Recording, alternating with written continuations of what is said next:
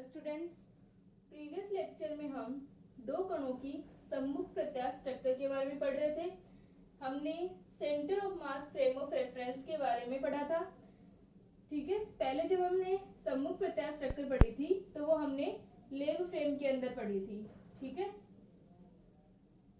वो हमने जो हमारा लेब फ्रेम होता है प्रयोगशाला निर्देश तंत्र, उसके अंदर दो कणों की प्रत्यास्थ स्ट्रक्चर को हमने पढ़ा और हमने देखा कि कणों की जो फाइनल वेलोसिटीज होती हैं वो क्या आई थी और उनके मास का क्या इफेक्ट होता है वेलोसिटी के ऊपर। ठीक है, तो यहाँ से हमने लेब फ्रेम के अंदर दो कणों की कोलिजन को पढ़ा। अब हम centre of mass frame of reference के अंदर दो पार्टिकल्स की कोलिजन को पढ़ते हैं। तो यहाँ पर हमने VCM की वैल्यू निकाली थी। ठीक है, सेंटर ऑफ मास की वेलोसिटी को हमने निकाला था और वो था m1u1 प्लस का m2u2 upon m1 plus m2, जहां पर u1 और u2 दोनों पार्टिकल्स की वेलोसिटी थी। अब हम दोनों पार्टिकल्स की वेलोसिटी सेंटर ऑफ मास जो होगा हमारा उसके रिस्पेक्ट में ज्ञात करते हैं। ठीक है, यहाँ पर हमारे पास में क्या है कि जैसे दो पार्टिकल्स हैं तो उनका सेंटर ऑफ मास कहाँ पर होगा। मान लो अगर ये दोनों इक्वल मास के होते हैं तो इनका सेंटर ऑफ मास बीच में होगा। ठीक है, और यदि इनके मास में डिफरेंस है तो सेंटर ऑफ मास क्या होगा, उसकी पोजीशन जो होगी वो चेंज हो जाएगी। जैसे कि हमने निकाला था कि हमारे पास में दो पार्टिकल्स हैं, इनकी पोजीशन R1 और R2 है। ठीक है, तो यहाँ पर कहीं पर इनका क्या होगा, RCM स्थित होगा।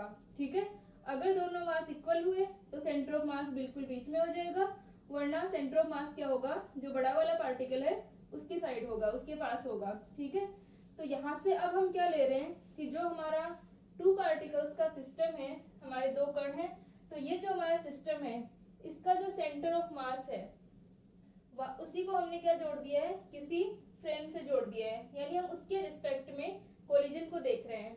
तो जैसे कि हमारा पिछले केस में हमने किया था, जब हम लेब फ्रेम में पढ़ रहे थे तो वहां पर हमने देखा था कि जब हमने u2 इक्वल टू 0 लिया था।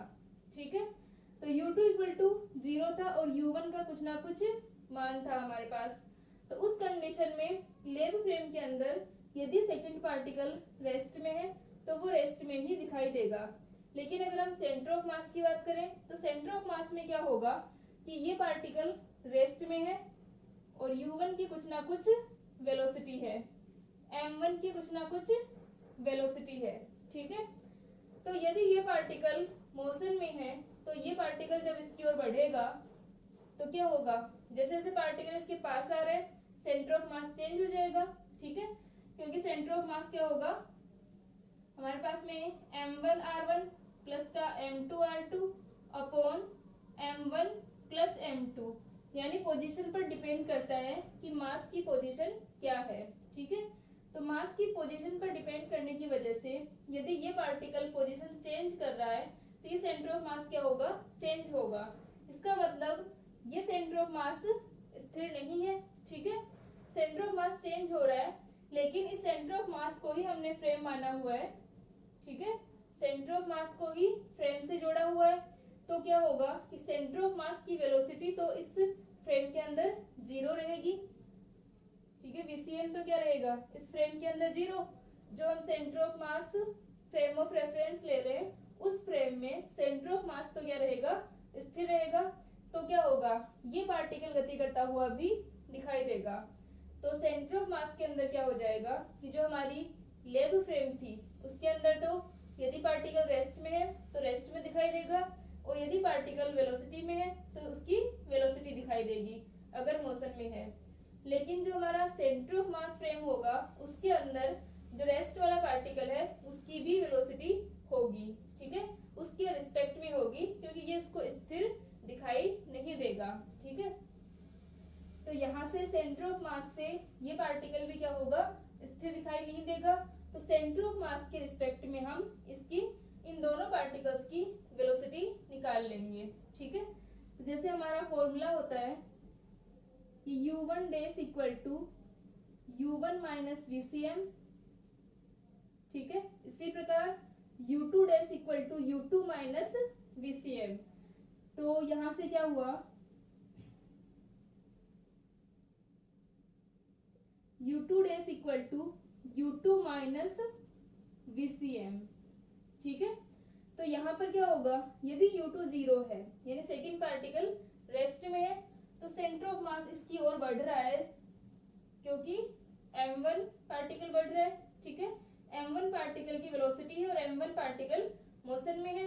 तो जब सेंटर ऑफ मास इसकी ओर आएगा और ये रेस्ट में है, तो सेंटर ऑफ मास से देखने पर, ठीक है, इससे देखने पर क्या होगा, ये इसकी ओर आता हुआ प्रतीत होगा, यानी माइनस VCM इसका क्या हो गया, वेग हो गया।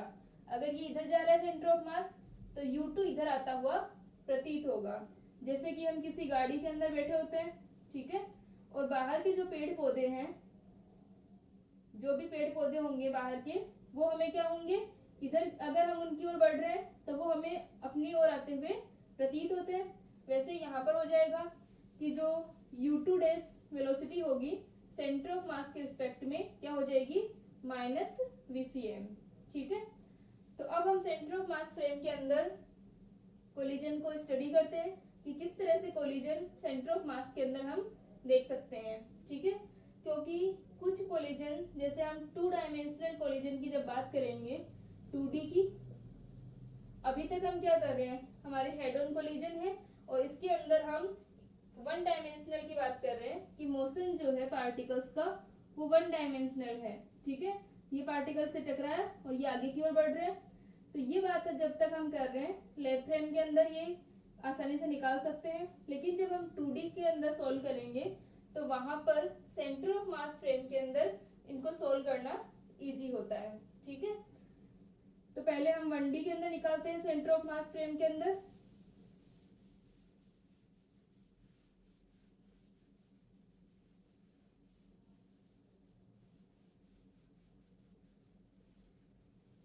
तो ये क्या हो गया हमारा, द्रव्यमान केंद्र निर्देश तंत्र।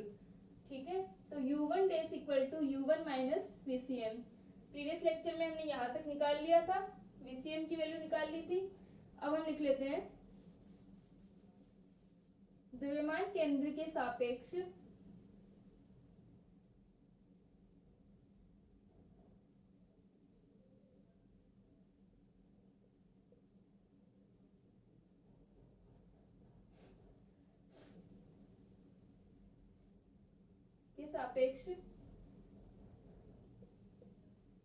पहले कण का वेग। ठीक है। फर्स्ट पार्टिकल की वेलोसिटी सेंटर ऑफ मास के रिस्पेक्ट में। तो ये क्या आ जाएगा, U1 dash equal to U1 minus VCM। ठीक है।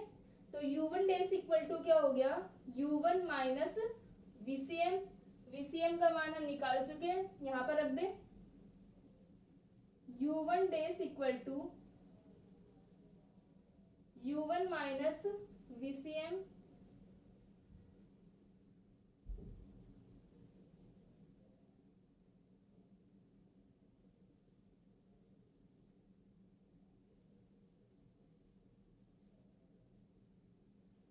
तो यहां से अपने पास आ जाएगा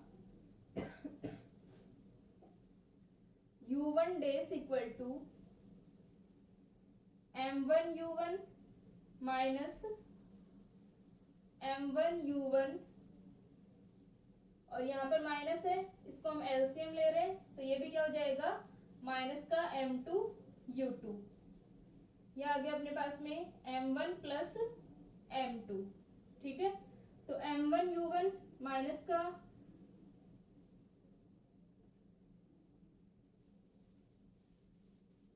ठीक है, ये यहाँ पर अपने पास में M1U1 मल्टीप्लाई होगा M1 प्लस M2 से, माइनस है M1U1 माइनस का M2U2 divided by M1 plus M2।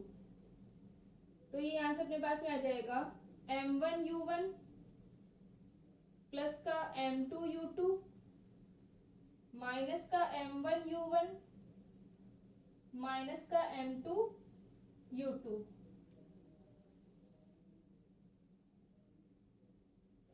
ठीक है, और यहाँ पर अपने पास में आ गया M1 प्लस M2।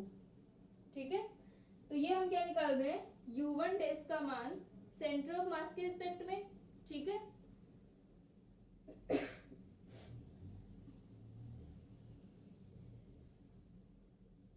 ठीक है, यहाँ तक हो गया अपना U1 डैश। इसी प्रकार हम क्या निकाल लेंगे, U2 डैश निकाल लेंगे। ठीक है, सेंटर ऑफ मास के रिस्पेक्ट में हमारे पास में U2 डैश क्या आ जाएगा, U2 माइनस VCM। ठीक है, तो यहां से हम निकाल सकते हैं U2 माइनस VCM।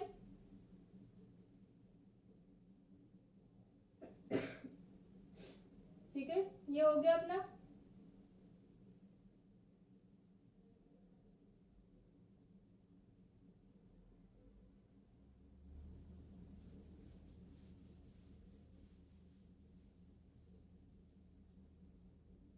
ठीक है, तो यहां से अपने पास में क्या आ गया, M1U1। ठीक है, M2U1, और इसी प्रकार हम निकाल लेंगे U2 dash, U2 minus VCM। तो U2 डैश का मान आ जाएगा U2 माइनस M1U1 प्लस का M2U2, M1 प्लस M2। तो U2 डैश का मान आ गया अपने पास में M1U2,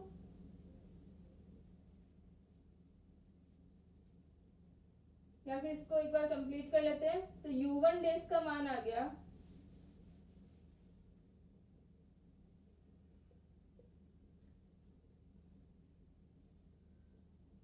M1U1, M1U1 कैंसिल,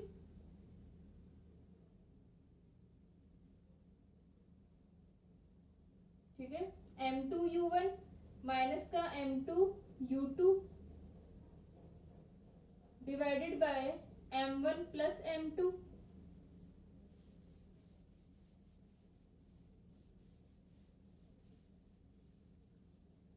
फिर U2 dash equal to M1U2 minus का M2U2 माइनस का M1U1 माइनस का M2U2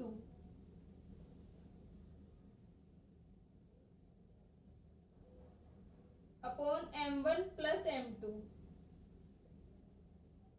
U2 dash equal to M2U2 cancel, M1U2 minus का M1U1 divided by M1 plus M2।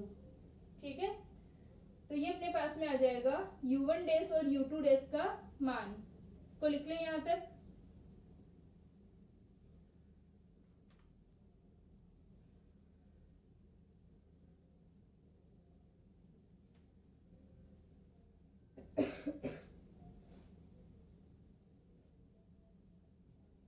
ठीक है, तो यहाँ पर अपने पास में आ गया U1 डैश और U2 डैश का मान।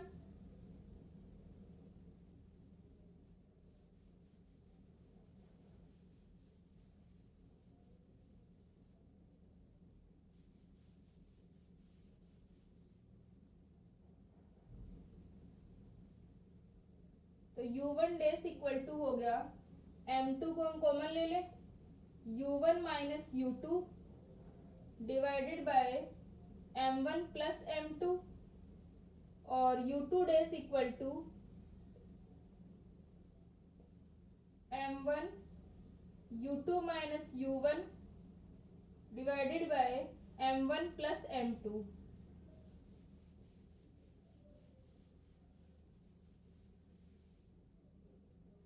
ठीक है, अब जो हमारा सेंटर ऑफ मास फ्रेम होता है उसके अंदर जो कणों का कुल संवेग होगा वो क्या होता है, 0 होता है।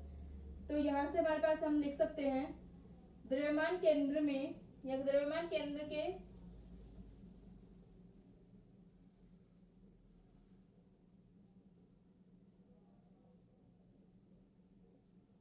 निर्देश तंत्र में, ठीक है, जो centre of mass frame of reference होगा उसमें टोटल जो मोमेंटम होता है वो क्या होता है, 0 होता है, ठीक है।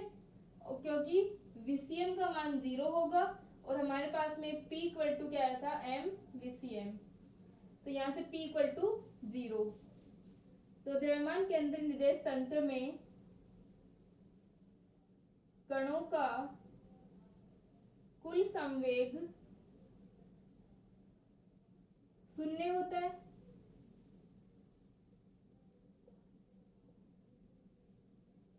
अतः क्या आ जाएगा, m1u1 डैश प्लस का m2u2 डैश इक्वल टू 0। तो यहां से हमारे पास में m2u2 dash equal to m1u1 dash और u2 dash equal to minus का m1 upon m2 u1 dash, ठीक है। क्योंकि जो टोटल मोमेंटम है वो 0 है तो u2 डैश का मान हमारे पास में ये आ जाएगा, ठीक है। इसी प्रकार टक्कर के बाद में अगर हम बात करें तो उसे हम क्या लिख सकते हैं, m1v1 dash m2v2 dash equal to 0। यहाँ पर लिख लेना टक्कर के पहले,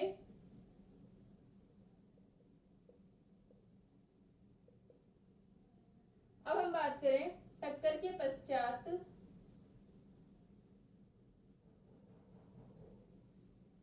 यदि कणों का वेग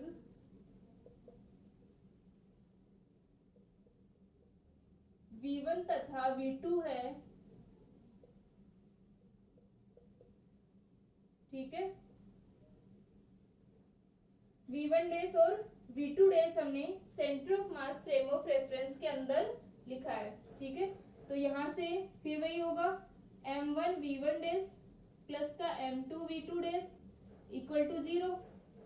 तो m2 v2 dash equal to minus का m1 v1 डैश, तो v2 डैश इक्वल टू आ जाएगा माइनस का m1 upon m2 v1 dash, ठीक है।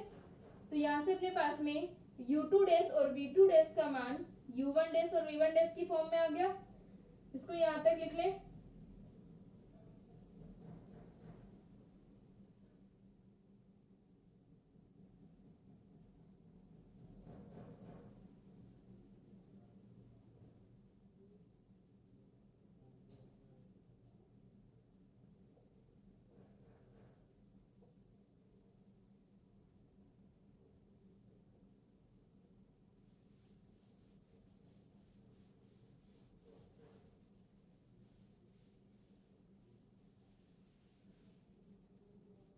ये सारे वेक्टर हैं,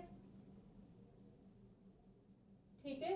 अब हम ऊर्जा संरक्षण का सिद्धांत लगाते हैं। ऊर्जा संरक्षण सिद्धांत से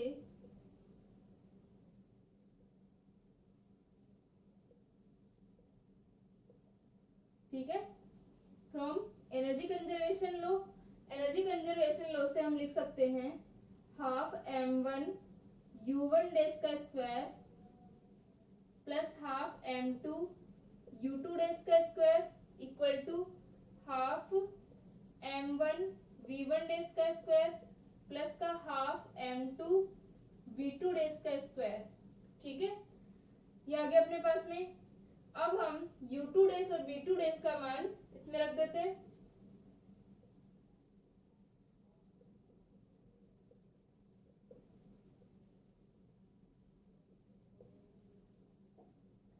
तो यहां से अपने पास में क्या आ जाएगा, हाफ m1 u1 डैश का स्क्वायर प्लस का हाफ m2 u2 डैश का स्क्वायर।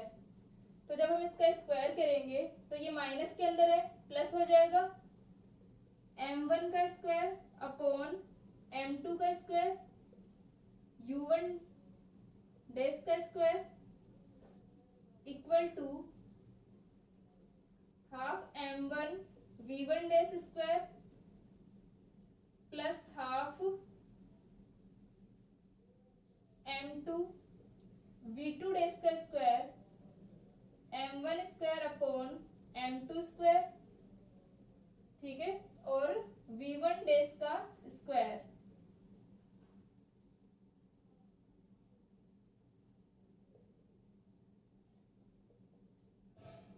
तो ये इक्वेशन आ गई अपने पास में। इसको हम सॉल्व करें तो हाफ हाफ सब जगह कैंसिल हो जाएगा।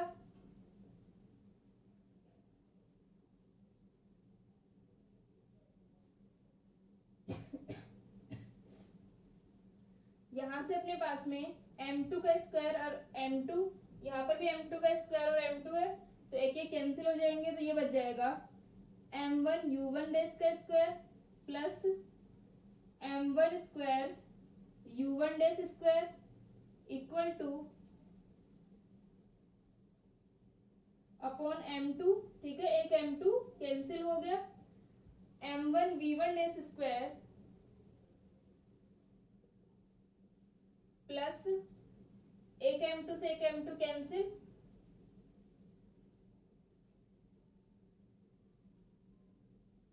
m1 square upon m2 v1 dash square, ठीक है। इसको हम सिंप्लीफाई करें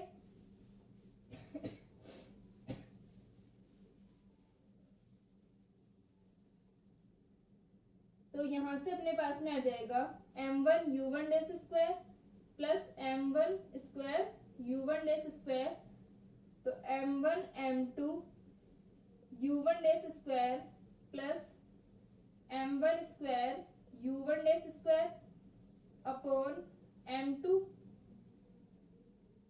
equal to m1 v1 dash square और m2 plus m1 square v1 dash square divided by m2, m2 cancel हो जाएगा दोनों साइड, ठीक है। ठीक है, m2 को हम कैंसिल कर देंगे दोनों साइड, तो यहां से अपने पास में आ जाएगा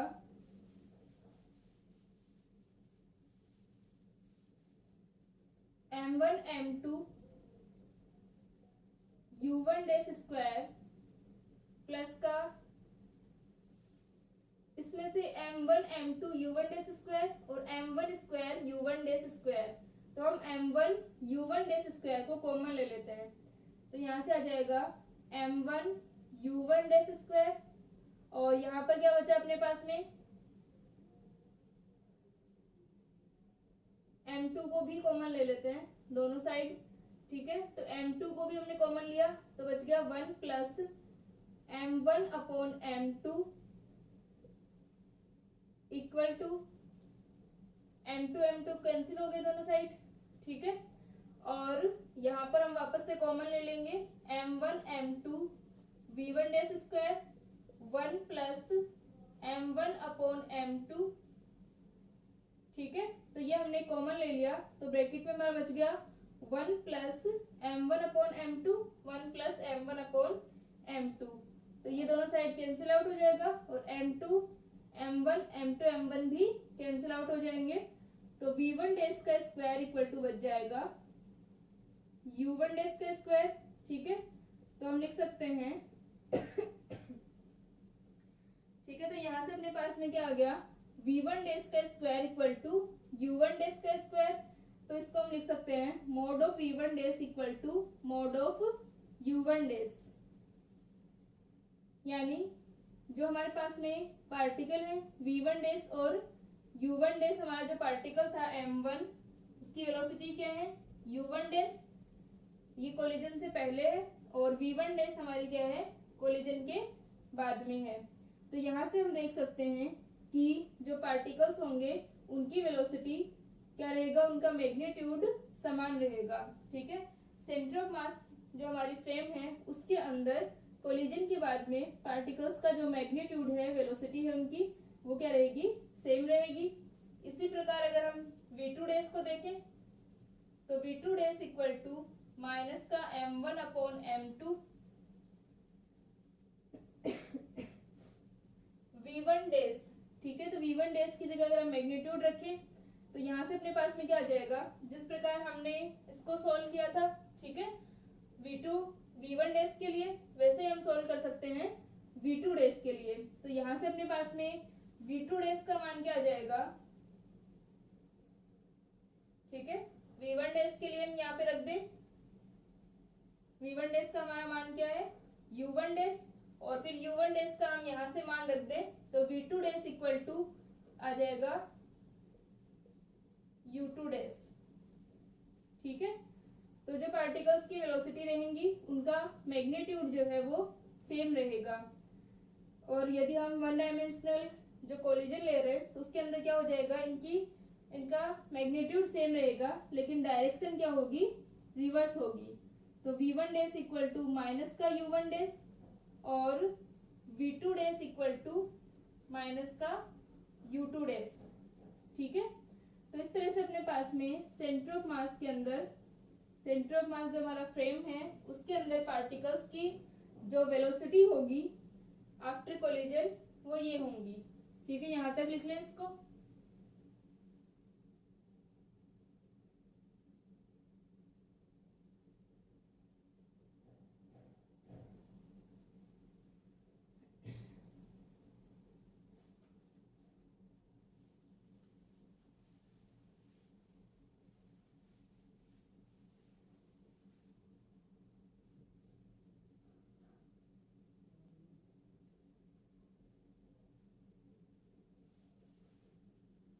ठीक है, ये हो गया। तो यहाँ पर हम लिख सकते हैं कि जो पार्टिकल्स की वेलोसिटी होगी कणों की टक्कर, वो उसमें उसके बाद में क्या होगा कि कणों का वेग परिमाण में अपरिवर्तित रहेगा और दिशा क्या होगी, उत्क्रमित होगी, रिवर्स होगी।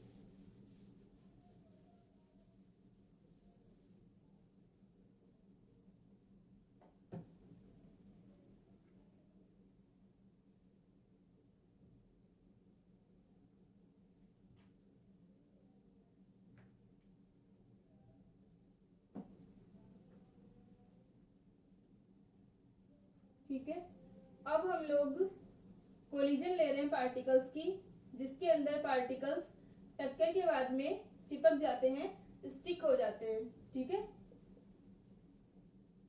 स्टिक हो जाएंगे यानी हमारे पास में जो दो पार्टिकल्स हैं m1 और m2, इनके अंदर कोलिजन हो रही है और कोलिजन के बाद में दोनों एक साथ गति करेंगे, स्टिक हो जाएंगे, ठीक है।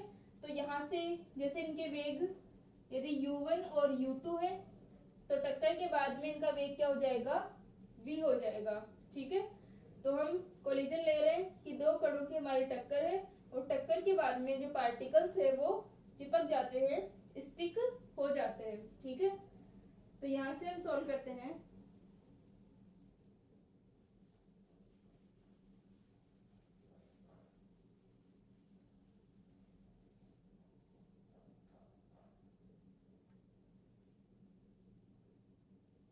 ये हम पहले लेब फ्रेम के अंदर निकाल रहे हैं, ठीक है। दो कणों की टक्कर को हम निकाल रहे हैं।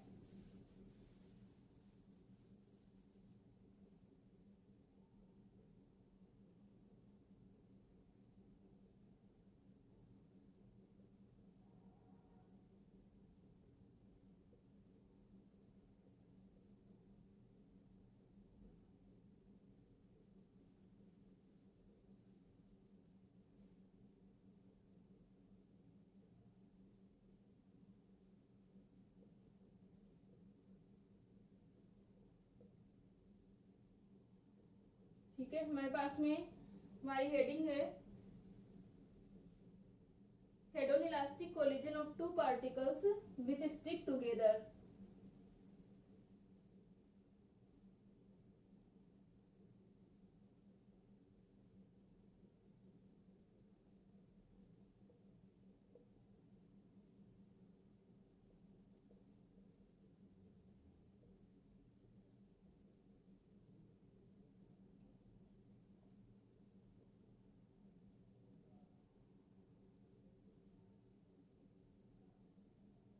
ठीक है, तो यहाँ पर जो पार्टिकल्स की टक्कर हो रही है उसके बाद में वो एक साथ गति कर रहे हैं। तो सबसे पहले हम निकालते हैं प्रयोगशाला निदेश तंत्र के अंदर हमारे पास में दो पार्टिकल्स हैं जिनके द्रव्यमान क्या है m1 तथा m2 है। माना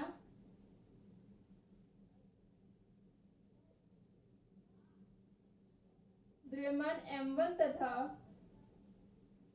m2 के दो कणों की टक्कर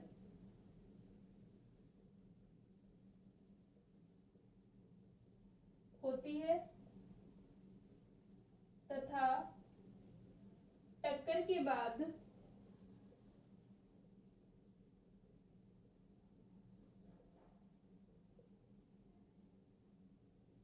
वे आपस में चिपक जाते हैं।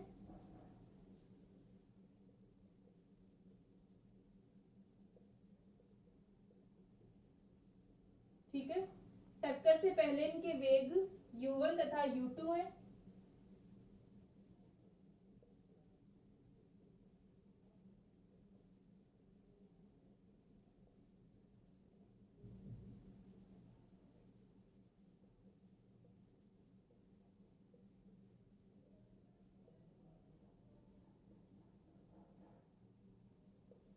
तथा टक्कर के बाद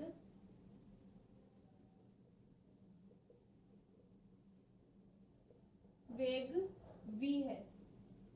ठीक है, तो हमारे पास में जो पार्टिकल्स है उनकी वेलोसिटी कोलिजन से पहले u1 और u2 है और कोलिजन के बाद में वेलोसिटी v है। ठीक है, और मास क्या हो जाएगा कोलिजन के बाद में m1 plus m2।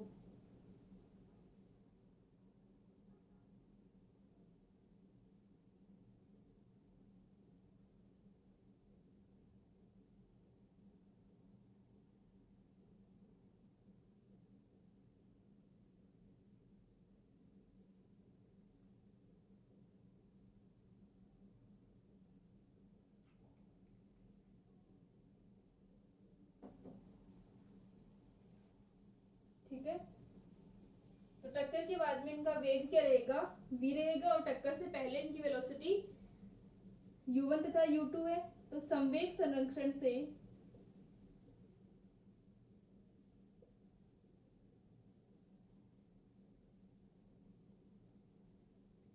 m1 u1 plus m2 u2 equal to m1 plus m2 into v। ठीक है, ये अपने पास में आ जाएगा कि m1 u1 plus m2 u2 equal to m1 plus m2 into v।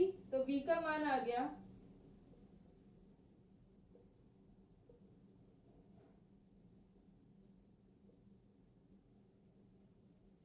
ठीक है, क्योंकि पार्टिकल्स हमारे पास में क्या है पहले m1 और m2 इनमें टक्कर हो रही है, उसके बाद में ये एक साथ गति कर रहे हैं। ठीक है, तो यहां से अपने पास में m1 m2 m1 m2, तो अब इनका जो मास होगा वो m1 प्लस m2 होगा। ठीक है, तो ये आ जाएगा अपने पास में कणों की जो वेलोसिटी होगी वो इस प्रकार होगी।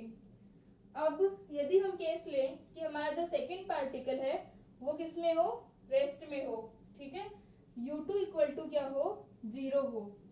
तो हम लिखे कि यदि u2 इक्वल टू 0 तो क्या हो जाएगा m1 u1 ये 0 रहेगा equal to m1 plus m2 into v।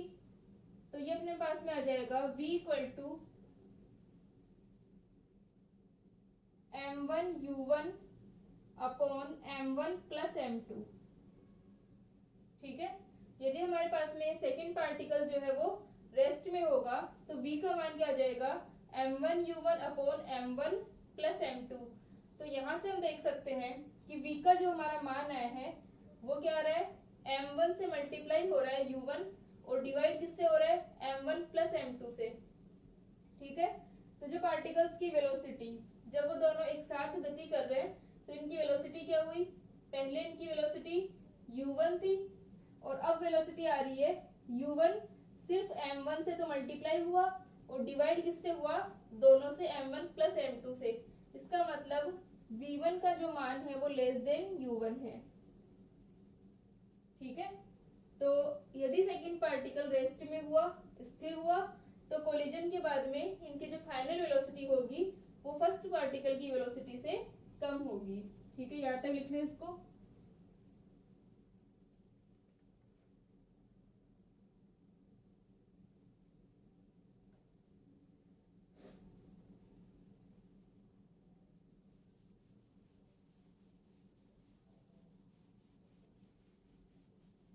तो ये अपना रिजल्ट आ जाएगा v is less than u1।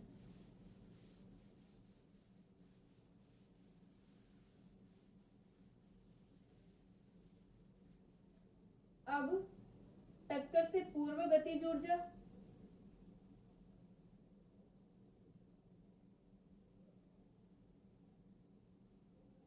ठीक है, टक्कर से पूर्व गतिज ऊर्जा k1 equal to half m1 u1 square. ठीक है, u2 हमारा क्या होगा, 0 होगा क्योंकि m2 रेस्ट में है, और k2 इक्वल टू आ जाएगा half m2 half m1 plus m2।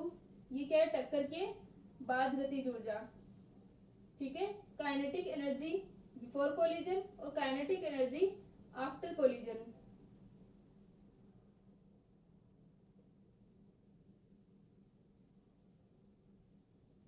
तो k2 equal to half m1 plus m2 और v स्क्वायर।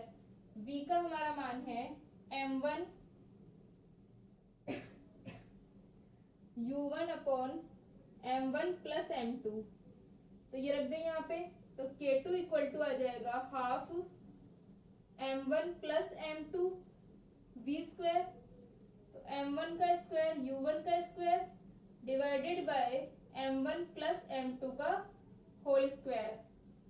तो k2 इक्वल टू आ गया हाफ m1 प्लस m2 का होल स्क्वायर, एक कैंसिल हो जाएगा। तो ये आ जाएगा m1 का square u1 square divided by m1 plus m2। ठीक है, तो दोनों का रेशियो क्या होगा,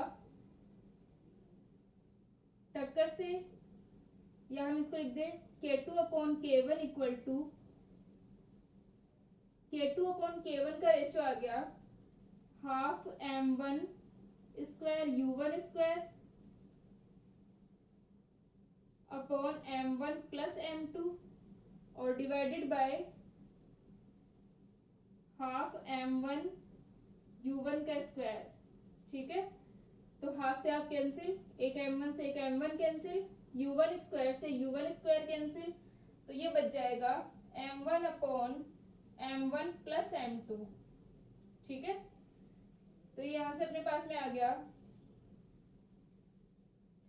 m1 upon m1 plus m2। तो k2 अपॉन k1 क्या होगा, लेस देन 1 होगा क्योंकि m1 डिवाइड हो रहा है m1 प्लस m2 से। तो यहाँ से अपने पास में क्या आ गया, k2 upon k1 less than 1। इसका मतलब k2 क्या होगी, कम होगी k1 से। ठीक है, तो यहाँ पर काइनेटिक एनर्जी का जो लॉस हो रहा है वो किसके अंदर, एनर्जी की जो अदर फॉर्म्स है जैसे हीट एनर्जी आदि में क्या हो जाता है, ट्रांसफर हो जाता है। ठीक है, यहाँ पर अपने पास में जो हमारी परफेक्ट इलास्टिक कोलिजन होती है, पूर्णतः प्रत्यास्थ टक्कर, वहां पर अपने पास में क्या रहता है, k2 upon k1 equal to 1 रहता है। ठीक है, जब इस तरह की हमारी कंडीशन होगी तो यहाँ पर क्या होगा, एनर्जी लॉस होगा। ठीक है, तो ये हम निकाल सकते हैं। ये हमारे पास में पार्टिकल्स की जो कोलिजन हो रही है, और कोलिजन हमारी किस प्रकार की थी कि पार्टिकल स्टिक हो रहे थे साथ में। तो ये हमने लेव फ्रेम के अंदर पढ़ा। नेक्स्ट लेक्चर में हम सेंटर ऑफ मास फ्रेम के अंदर इसको स्टडी करेंगे।